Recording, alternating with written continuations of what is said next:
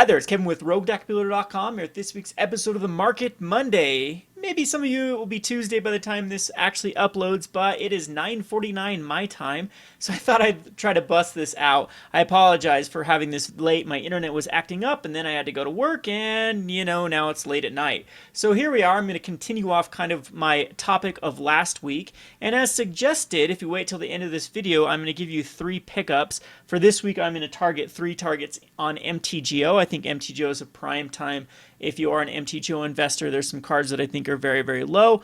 I think that the panic with the MTGO treasures, Wizards has added more value to those, and now it's actually looking like a pretty decent estimated value for the time being. I still don't like the move. They did make them tradable, and that helps. That helps alleviate some of the concerns, because if people just want tickets, they don't want cards, they can trade away the treasures for tickets, and the bots will just try to figure out a good price. Usually a bot pays like, I don't know how much they'll pay for a treasure, what percentage of the estimated value, but I think that the treasure is around 2.3 right now. Tickets $2.30 is estimated value, so it's actually a little bit better than what I anticipated them to be, or the early math was seeing that they would be. So hopefully that runs true. There still has to be a lot more numbers run on the treasures, but when the dust settles, maybe it might be a thing for the better. I like it better than just taking a rake. If you go back and watch some of my videos on how I cannot stand the rake from MTGO, at least treasure chests are not like an absolute rake. They are still trying to provide something into the system, not just completely take out. So anyway, before I get even started in this video too, there's a few other things that have happened. I told you I'd never do another video on Puka Trade. Well, I'll probably never do an entire video on it, but I thought I'd at least try to mention that Puka Trade reached out to me. They did talk to me last Wednesday, and there's some good news and bad news about the little discussion I had with Puka Trade. The good news is that I think I can put to rest the idea that Puka Trade is a malevolent or malicious entity that's just out there to scam or to rip you off, or if it is this big pyramid scheme where the people that are early in are going to make a lot of money and just basically screw everyone.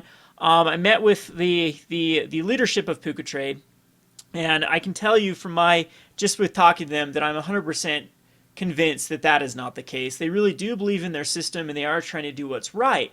However, I still don't agree with them with the way that the Puka Trade is evolving and their answers to the devaluation of their Puka point. So let me just give you a little of a backstory. They reached out to me, said, "Hey, come on to this Discord chat. We're going to talk about 4 bullet points: the economy, the image of Puka Trade, like community image of Puka Trade.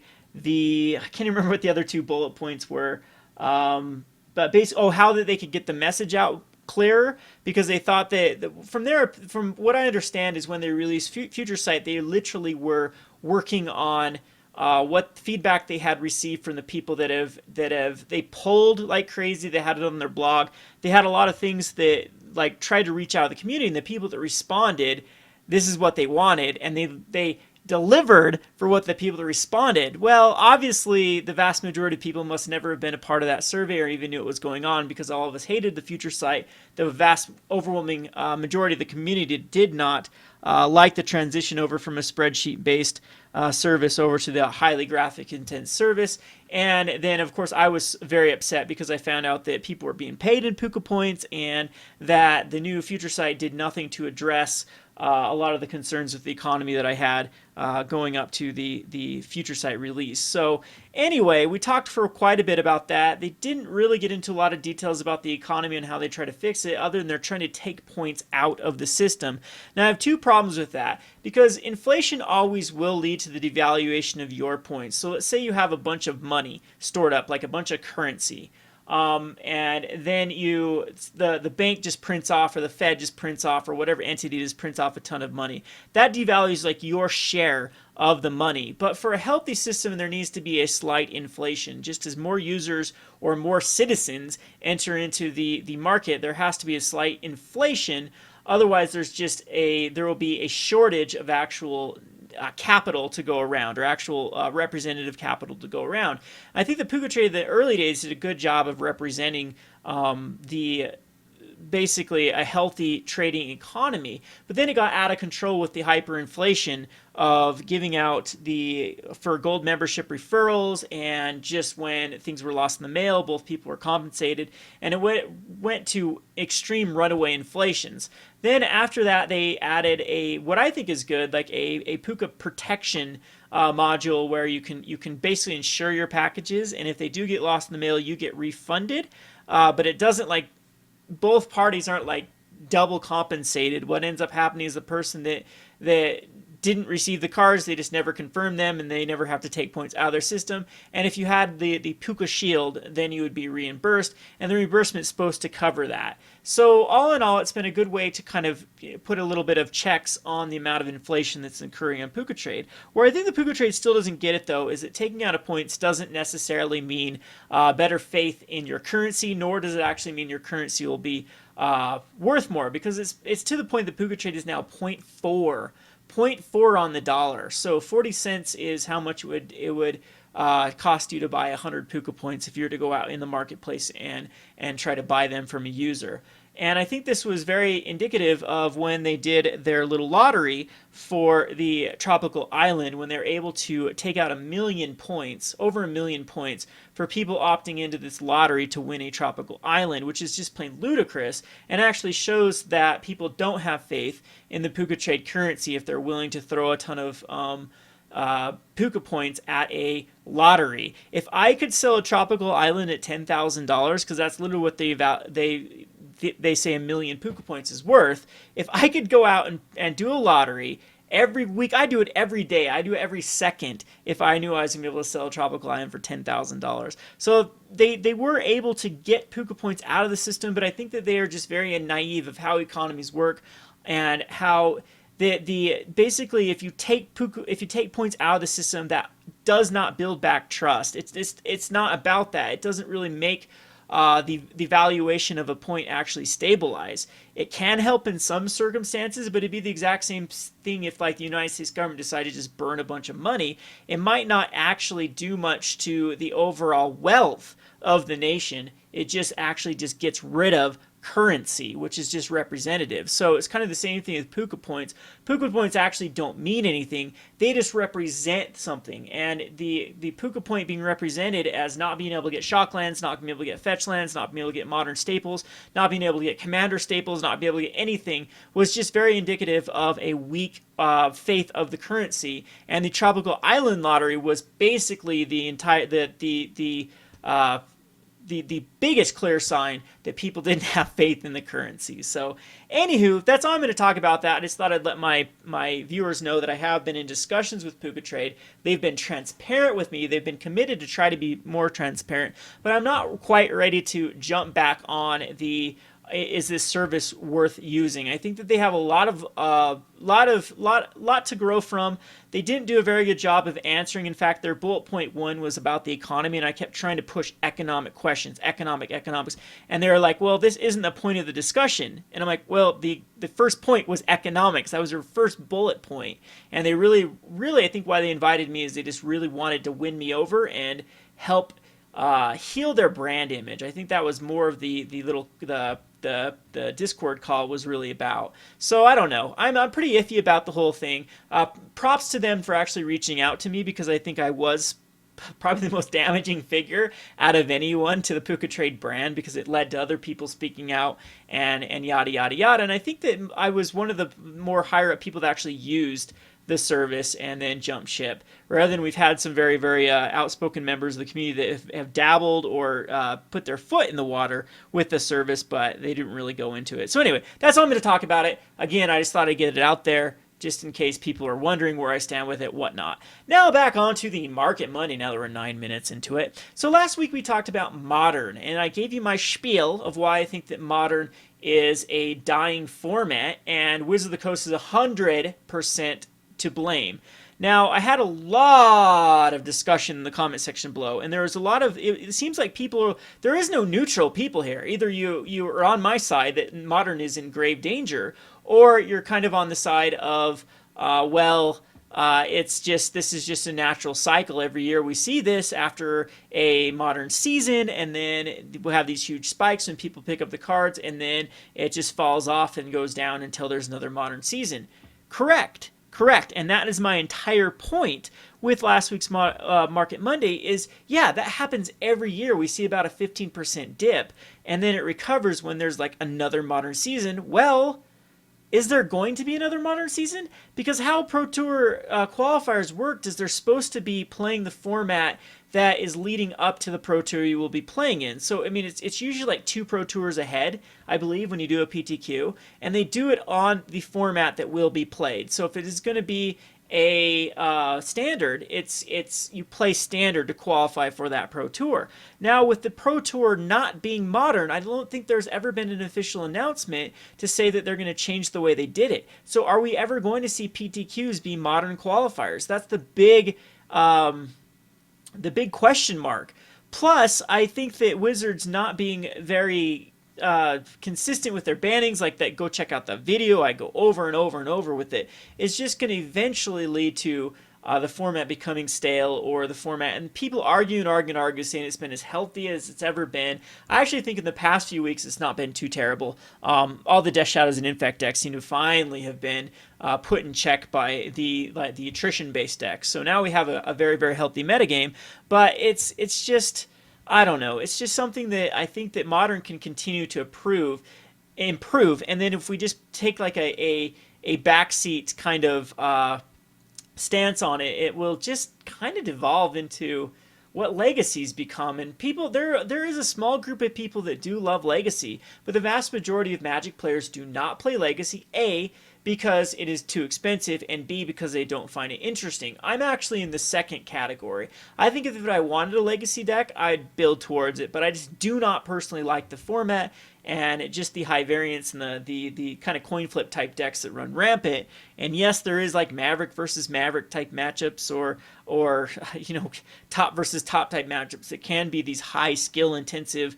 It's just not for me. It's not something I like to play, and I think that then the vast majority of Magic players are in the same boat. And I think that the market is 100% showing that with the drop-off since January. One thing that I am for certain is we haven't had a fall, like a decline period last this long. It has almost lasted an entire year. We're into late or mid-October, and prices of Modern have yet to recover, and usually they do start recovering about a rotation time when all the people that are sick of buying into standards like, well, I'm instead of buying a standard, instead of buying a Kaladesh, I'm going to be in a Modern deck. So here's part 2, where I am going to try to compare it to casual cards or commander cards and show you that this isn't just like a natural cycle thing that happens to Modern, that there is something going on, because casual is still very healthy. It is still having a nice trajectory. So here I'm going to have a couple of examples to show you for throughout the sets that are just starting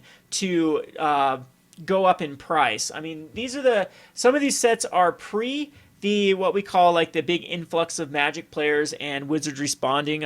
Somewhere I read there's like 5 times more Return to Ravnica than there is Innistrad out there, and so that's because there's a huge influx of new players around Return to Ravnica, and that's why Return to Ravnica prices have stayed pretty much stagnant. Well, here are the two. From each one of these sets, I've picked what I believe the #1 played Commander card is, and the #1 played Modern card. Except I did not include lands, because lands are quite awkward lands are kind of like the card that goes in both categories. Like most Commander and casuals still like the lands, and most competitive players still like the lands. So there's something that transcends the Modern versus casual or Modern versus Commander eternal bridge. So here's Chromatic Lantern. Sees absolutely 0 play in competitive play. This card is not a card. It actually just had a Kaladesh Inventions reprint, so it's going to hurt the price a little bit when people pick those up. There's just another regular non-foil that enters the marketplace. And so we have seen a little bit of a dip for the Chromatic Lantern, but it's still holding strong. At rotation time after the high draft period, it was down to $2, and it's all the way up to $8 now for Chromatic Lantern, which is a huge favorite in Commander.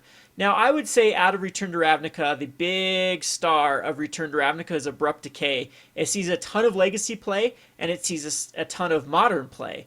And it was seeing its natural growth, and what just happened? Boom. It's been going down since Origins was released. Going down, down. There was a promo of this card printed, but this isn't going to be an anomaly. A lot of these cards are going to follow this exact same trajectory. So we see a healthy modern format and then a not so healthy. Here we have the regular Magic. It's still doing its kind of little buyout, go down, buyout, go down, up, up, up, down, down, down, down. It's starting to go back up again. So that's a healthy regular trajectory. That's one of the reasons why I like casual cards too, because they don't see those huge like spike fall nonsense that you see with a lot of cards. We'll get to that in a second, especially some of these like cards that have low print runs, and then like Worship, for example. Worship was a perfect card that all of a sudden went in a deck and went boom like crazy, and then of course it can't sustain itself and then came crashing back down, and then someone else puts it in a deck, and yeah, that kind of the speculators really do have an effect on those roller coaster type those prices. So that is Abrupt Decay. This is Return to Ravnica. Tons of cards out there, and casual has been steadily inclining since its draft heydays. Let's go on to Born of the Gods. Here is a card called Eidolon of the Great Revel. Didn't see much standard play, but saw a ton of modern play. Again, Abrupt Decay is in Jund, which I would say has been the biggest powerhouse since the formation of Modern. Abrupt Decay has been a very, very staple 2 of or 3 of in most Jund decks. It is also sees play in some Abzan lists, and then Abzan Company plays it. Abzan, the rock type Abzan, Jund type Abzan strategies play it. Some Sultai lists that are now becoming more popular have used Abrupt Decay because it's just such a great card, can't be countered, can get rid of any sort of card. Keeps Delver in check, keeps a lot of other cards. Legacy Sultai definitely uses a lot of Abrupt Decays and whatnot.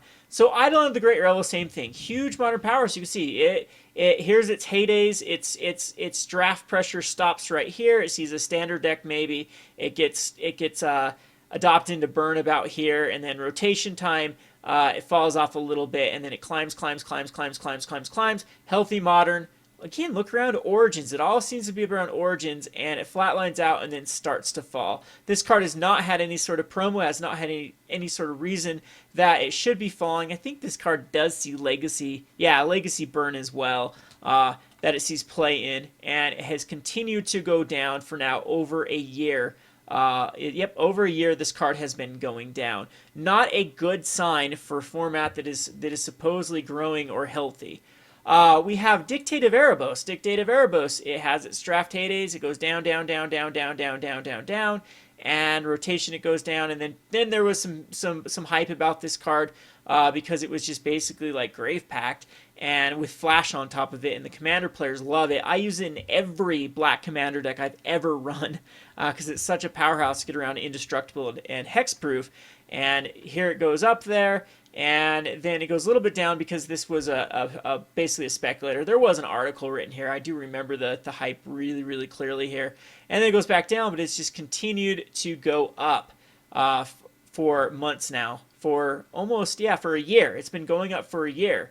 So that is out of Journey to Nyx. We have Eidolon going down for a year. We have Dictate of Erebos going up for a year.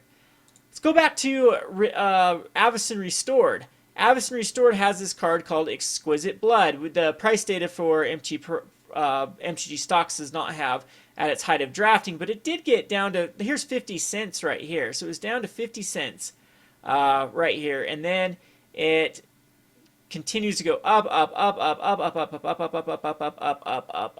and then now it's slightly going down again, but I just think that everything, Magic is all taking a hit right now because of just the Eternal Masters came out, and Conspiracy came out, and Kaladesh came out, and From the Vault's Lore came out, and it's just too much product all at once, which is a video that I'm going to be doing with Zach pretty soon about how that's very, very worrisome as a local game store owner. Just because a lot of our highest profit margins are on the secondary market or on singles, and no one wants to buy singles. Everyone just wants to gamble. And I think that it was nice to have a expedition in a set, in a block, and same thing with Kaladesh. It's nice to have artifacts, but they need to calm it down. I think that every set is just going to be, might just be the, it just might break the entire system. And I don't think it's healthy for the long term of the game. But casual cards, again, have still maintained this better increase. Now, Exclusive Blood could be reprinted in a commander deck that could just kill it, but it has just continued to go up, just because it synergizes with so many cards and commander strategies. Compare that with Restoration Angel. Restoration Angel has had a couple of spikes. This was after the Splinter Twin ban when everyone just went over to Kiki Jiki, so this was an illegitimate price spike when speculators just assumed that all the twin players would go over to Kiki Cord. And it is now going right back down. It's been going down since February again of that year. So its draft at the height of its draft season and rotation is around $5, and now it's down to about $9. And so it's barely anything more than before its price spike. The Kiki Jiki Cord deck is very, very popular still in Modern. I would assume it's a tier 2 deck, if not a tier 1 deck. And Restoration Angel actually goes in a few other strategies besides that, in like various UI control or UI tempo based strategies by blinking like the walls and the kitchen finks and whatnot. So I don't know. There's a few other cards that I had up here, a few other examples of this, but I think that just showing you three of the major sets here, the number one card out of each set that I would say sees the most play, rare wise in their formats, the price trajectory of Commander has stayed pretty consistent. It's been going up. The price trajectory of Modern did go up until about a year ago, until about the Eldrazi Winter, and has been crashing. So I hope this brings even more light. I know that I might just be beating a dead horse or trying to justify my own argument.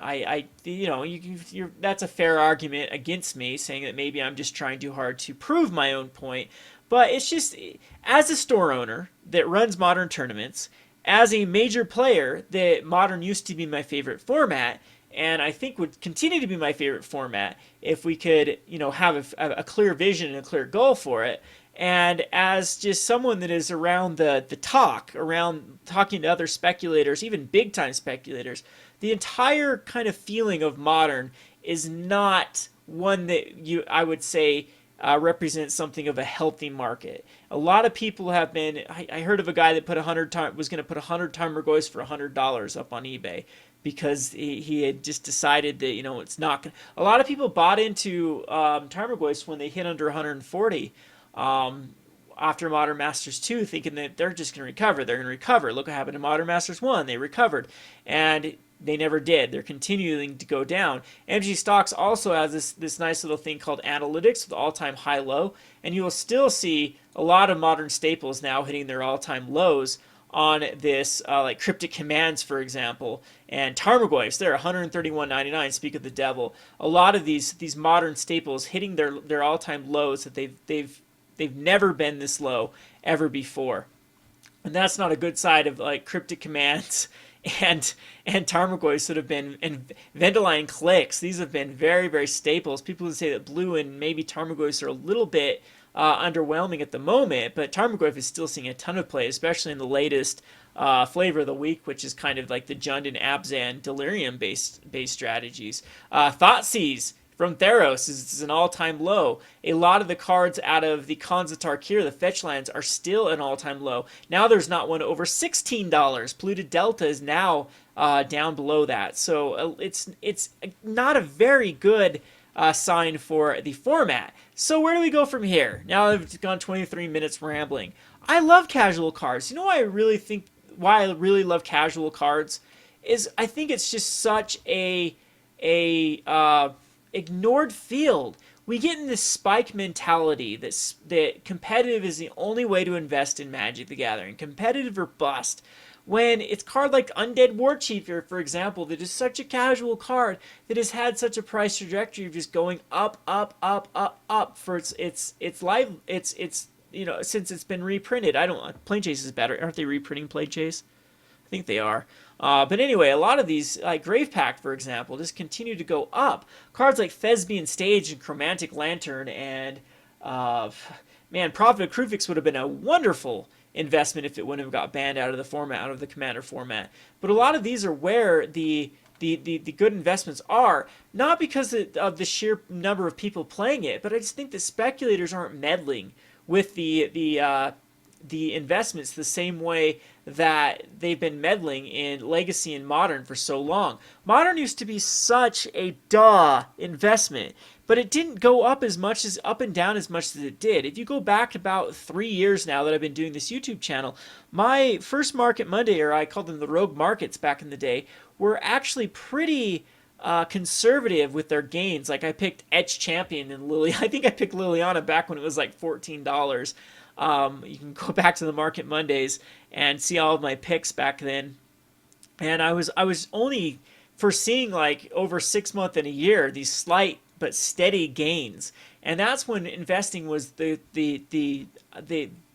glory days of investing, before all of the everyone got into it. Not only got into it with just small time, but these large scale investors, these meddlers, these people that try to do entire buyouts to try to affect the price just by buying everything out, which we're seeing with reserve list prices of cards too. It's just it's I don't know. Part of me just thinks it is ruining the entire field of trying to invest. It's scary now, just how the boom and bust of what can happen with investments. But I just think that casual is a nice format to go into. I think that looking at each of the commander staples, I was going to show you asceticism. I had that pulled up, but it came down. Asceticism out of Scars of Mirrodin is basically out doing any modern card. I'd say the most played modern rare besides the lands out of Scars of Mirrodin would probably be Leonin Arbiter, which was a great spec back in the day, but now it's kind of flattened out and going down, even though it's a 4 of in most Eldrazi taxes list, where asceticism just continues to go up in value as it's a huge commander powerhouse. Cyclonic Rifts, that one, they even reprinted it recently and it's still going up. Things like the Gilded Lotus, and what are some other just popular Urborg Tomb of Yawgmoth that is now recovering again just because it was it went up because it was a casual favorite. Those type of cards are, until I hate even putting this information out there because you just think that's the next to go. The next for people to speculate on are going to be the Mikaeus and the all the favorite commander type cards that just go in almost every one of the decks of those type of colors. And then we're going to see the same sort of nonsense happen that we've seen with the more eternal Legacy and Modern type boom and busts with the speculators. So anyway, I'm going to leave this list, though, with 3 picks, and I'll try and get these better recorded in the future. So these are my top 3 picks. MTGO, we'll rotate from week to week. So this week, since Kaladesh is still crazy, it's pointless to invest in anything at the moment. There are a few cards that you should put on your watch list for the Pro Tour. We'll talk about that as the Pro Tour comes up. Isn't it this weekend? Maybe I'll do a special market video on Friday or Saturday leading up to the Pro Tour about what cards I think have the highest chance of going up if they do hit archetypes that are previously unknown. I think that it's been every Pro Tour, the past like 3, 4, 5 Pro Tours has had a new archetype come out of it that people didn't see. Humans went into the last Pro Tour as or not the one this lot Pro Tour, but the Shadows of Innistrad Pro Tour. Humans came in as a big bad boy and completely got stomped. And Bant Company went in the last 2 as some of the top decks and completely got stomped. So this should be interesting with this Pro Tour, and this is the time to actually look at those. But I think for this week though, it's going to kind of be Kaladesh is still settling, and there's not really a lot of standard cards that I think are really worth pulling the trigger on. But anywho, MTGO is a different case because we did see the treasure panic and people sell out their collections. Now, you are a little bit late to get in on this train. I'll tell you what I got in on these cards and what they're at now. So my first one is Etch Champion. Etch Champion is still the #1 deck on MTGO. Affinity, I got in at 14 cents a piece. You can now find them for 31 cents a piece, which I still think is quite low for the MTGO traders bots. So I might be a bit of the problem of spiking this up double value. But I got it at 14 cents. A few of the other people that I'm in contact with also might have bought into a few. But Etch Champion was one that actually dipped down very, very low. This card has hit up to a ticket to 2 tickets. I think it's even been up to about 3 tickets at one point and was all the way down to 14 cents. So those are cards I like to look at. You're going to go look at a tier 1 list. You're going to look at all the cards in it. And then if you see any of them that are for whatever reason low, that's the time to pull the trigger. Edge Champion was also just recently in the flashback drafts that just barely stopped, I believe, for Scars of Mirrodin. So I think it did. I think we're in now. We're way past Scars of Mirrodin now. I'll have to check on that. So 31 cents seems a bargain for a 4 of, in at least 4 of totally in sideboard list. And it's just going to be a incredible pickup from here on out. I think it should recover back up to the $1-2 mark. I love speccing in MTGO because it's so easy to unload them. The bots will take all of them usually if you, or 4 at a time or 6 at a time, or you can just find many bots to take them. The second one is a personal favorite of mine. I got into these at a lot lower. It was like, I think I got into these at 0.2. I don't know. It's 0.2 or 0.3 is when Morton and I invested in a few Anger of the Gods. I only picked up like 20. It wasn't a huge investment. I love penny stocks. This card has also been up to 3 tickets. It is played in Nahiri Jeskai. It's played in Scred Red and played in Jund. Played in various different red decks to try to combat Dredge. And also Kitchen Finks or just the Zoo, Kitchen Finks type decks, or even the Abzan and Company decks, because it exiles everything for good. Eternal Witness, cards like that, just gone. So Anger of the Gods, I think, is still pretty low at 0.74. You might have missed it because now they're buying it for more than I actually bought them from their bots. So there's that. And the last one I like is Caves of Kolos. Both of these, both the Caves and the Yavimaya Coast. I like Caves because Coast is usually like a 2 of. They prefer Brushland in the Eldrazi, Bant Eldrazi, as Brushland can get Path to Exile or Noble Hierarch out on first turn, whereas Yavimaya Coast, there is really no need for blue early. And so the early mana just needs to be guaranteed through the white and the green, not the blue and the green. So Yavimaya Coast it is usually a 2 of though, and it's still going for 6 cents. And I think that's quite low for these Bant decks that are I believe, the 3rd most played deck in the format.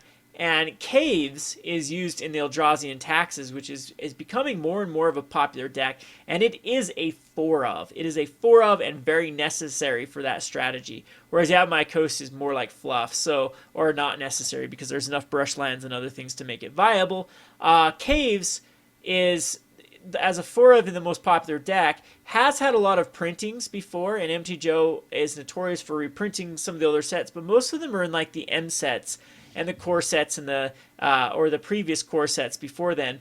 And I don't know if flashback drafts ever happen with those sets. I can't remember if they do or not, but I think that they have a lot less likelihood of being reprinted in their future, as we're going to see other Cycle of Lands be printed. It had double printings with Origins and M15, and before that was like Apocalypse in 8th and 9th edition that it got printed.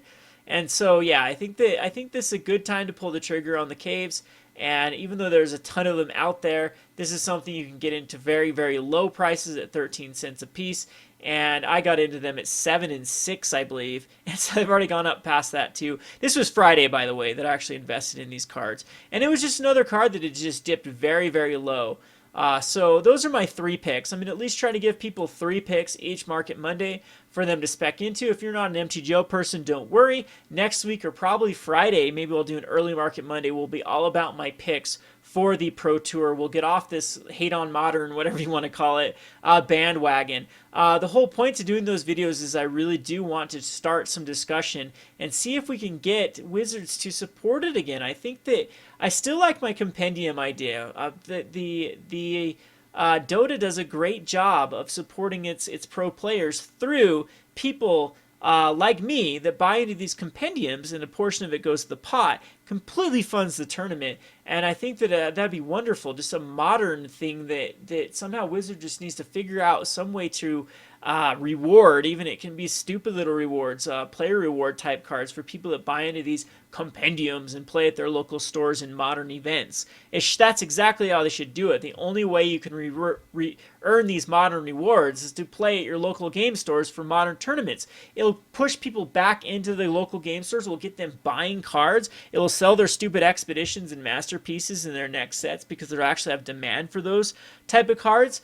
And what is better than filling up the local game store, causing a lot of reasons to play, and then having a huge championship for it, all funded by players, and I'm totally behind that. Totally would be in supportive of that, and I just hopefully that Wizards can actually join the the other games, what other games do to really create some buzz and some hype, and not just be boring. Because Wizards is so boring.